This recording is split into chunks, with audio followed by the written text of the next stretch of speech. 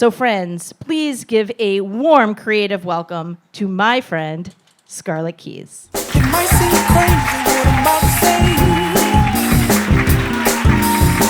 Sunshine, she's here, you can take a break.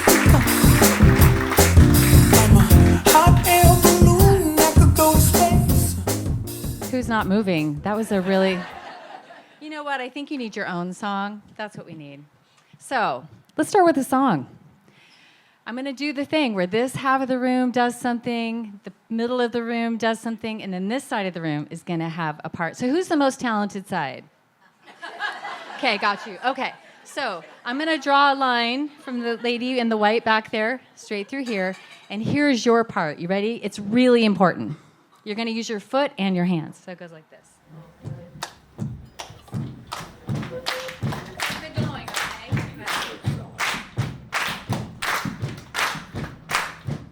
Middle. Revival, revival, revival, revival, revival, waking up, revival, waking up, revival, waking up, revival, waking up,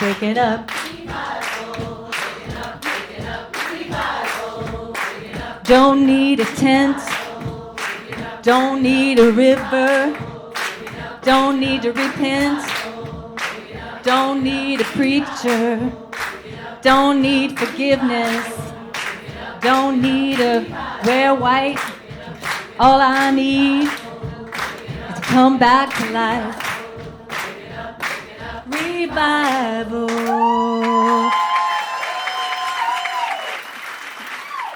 Well done. So who feels a little more awake, a little more brought back to life, and revived? Okay. So I'm going to talk about revival. This word is usually associated with religion. But today, we don't have a tent by the river, a preacher, a Bible. But I'll bet there is something here worth saving.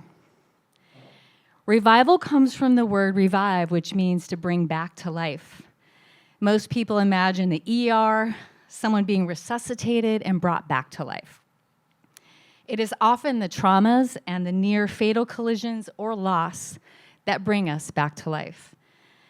In 2021, I was diagnosed with breast cancer. I thought the only thing that needed reviving was my health. It turns out there were other things that needed reviving.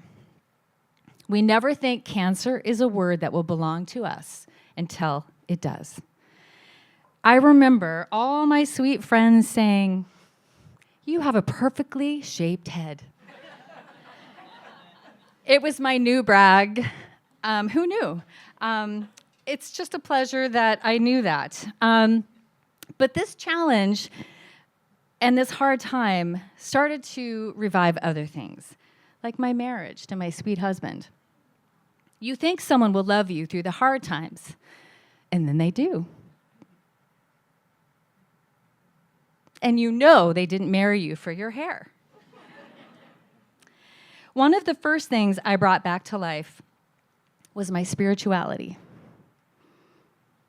I had been living a driven life, and exhaustion became my most common emotional state. So I started meditating every day and praying. I remember the first day of chemotherapy, I walked in with all my California woohoo, like love and light and bless the medicine and namaste, and I'm sending love, and that was great. But then into further treatments, I would walk in and be like, I'm fucking here. And I needed to find bravery. I needed to revive that. And at first, it was just a little bit. But then as things got more challenging, I needed to upgrade my bravery to badassery. I was rediscovering parts of myself, things I'd forgotten, taking on new personas and reaching for things I hadn't reached for in years. finally, I reached my 12th chemotherapy treatment. But then I had 12 more months of immunotherapy treatments ahead. And I started to revive other things that I had been neglecting. Yes, I had been brought back to life, but not just to being alive, but thrive. Sometimes you find yourself in adulthood by remembering who you were as a child. And I revived my joy. I also revived my carefree, open-hearted self. I became less afraid to say, I love you, or hey, you're cool, I want to be your friend. No, really, let's make this happen. Because it's hard to make friends when you're old, right? So I had been living pretty small, pretty safe, spending most of my time in my backyard. And one day a dear friend of mine said, get on a plane. She's Swedish. And she has a condo. And I said, okay. And found myself on top of a mountain with a silence I had never heard before. I just go, oh, I need to revive my sense of awe and wonder. It's really good for your health, by the way. So then she said, and you can come to the Riviera and stay in my condo. So I found the money, bought the tickets, and took my daughter to the Riviera, where we got to feel very fancy for about a week. One of the things that I also revived was my job. I've been teaching for 22 years. Oftentimes I can feel like the dinosaur who's not wearing the hoodie or the torn jeans. What am I bringing? I don't have my drum tracks. And one day I just thought, I should write a course on the songwriting of Taylor Swift. It was a great way to revive my job. We had the press come, the news was all over the place, and it ended up in a French documentary. So follow the aha moments. And as some of you know, we just had our beautiful TEDx event, which is such an incredible day. And I had the opportunity to audition to give a TED Talk. And I thought, you know what? I'm going to do that because I want to have something to look forward to, and I want to meet some amazing people in this town. This talk was so meaningful, and it shed light on a really dark time. That smile was very real, but what happened backstage before this moment was a different story. I did not get to have the dream of being cancer thin, and my doctor said, but here's some more news, and you'll gain weight. So here I am after a double mastectomy, all the treatment, my hair just growing back, but I had shown up at the music hall with 4 different outfits to choose from, and this beautiful $500 wig someone had given to me. And I was about to walk out on stage, and I just took the wig off, and I just wore what I wore down to the music hall. And I'm like, this is it. Right now, here's what I am, and here it goes. And then the talk had over 1 million views. And I thought, this is not how I wanted all my ex-boyfriends to see me. So the next little breath of aha became, I've been gathering all of these things that have been helping me get through this and making me live more well and more deeply. And I decided to write a book. Of course, I had the thought of, what do I have to say? What haven't they read 1 million times? But it didn't matter. I showed up at Wild Valentine every single day, and I'm like, I'm going to write about this. I'm going to see what I have to say about joy and friendship and laughter and dancing and crying. So I wrote a book called What If It All Goes Right? Practicing Hope in the Hardest Times. I didn't have an agenda for the book. I just wanted to be creative. I did it for the act of being creative. And then it turned out that Dr. Daniel Levitin, neuroscientist, picked my book for his most impactful book of the year of 2024 for the Wall Street Journal.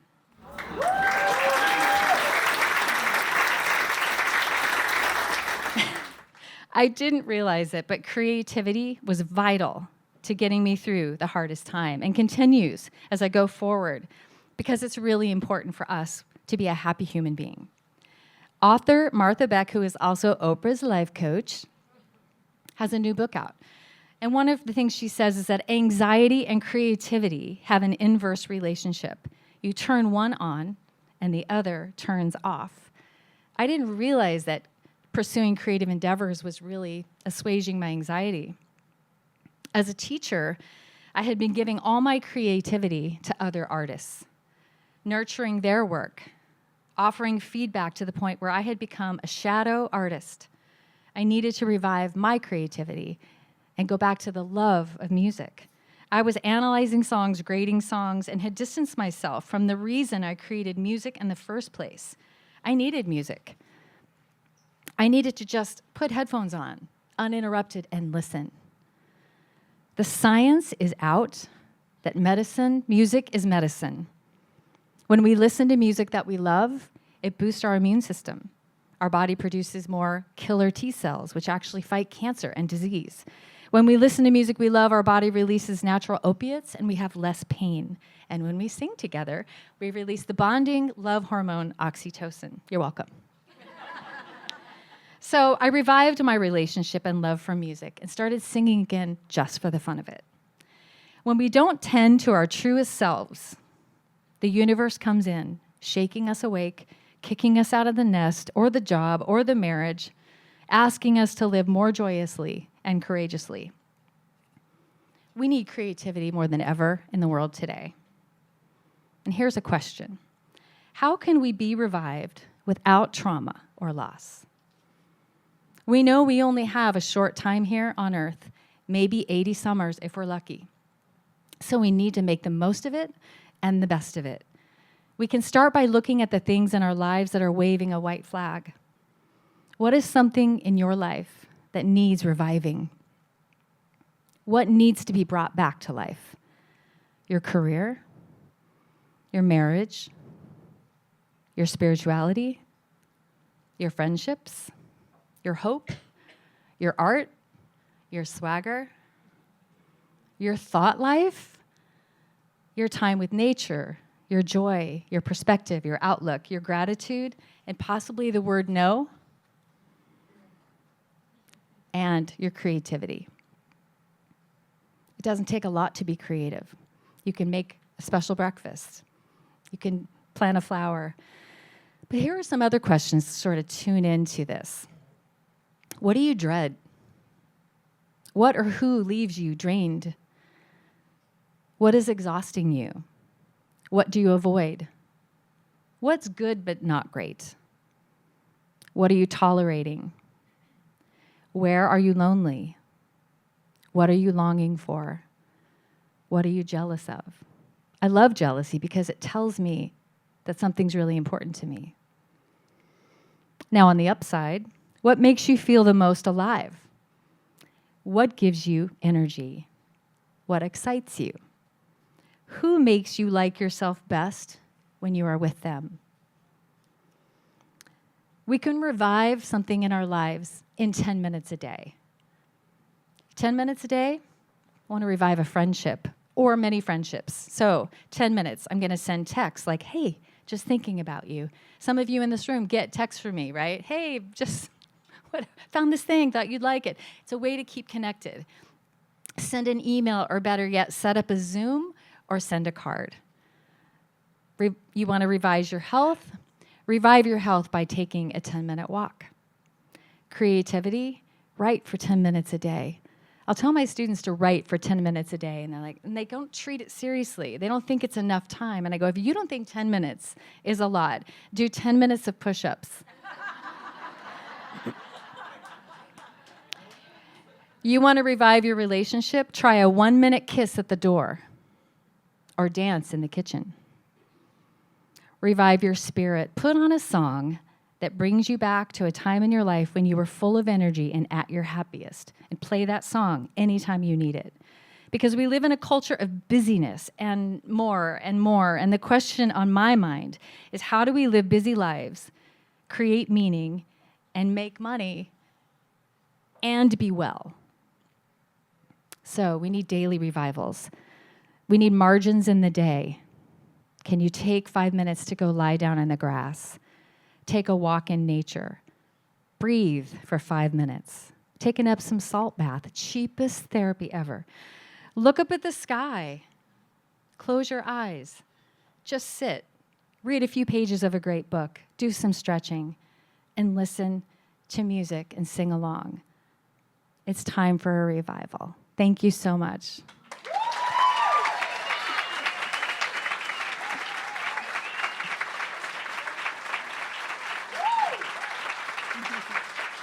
Thank you for being here and having me. Thank you so much.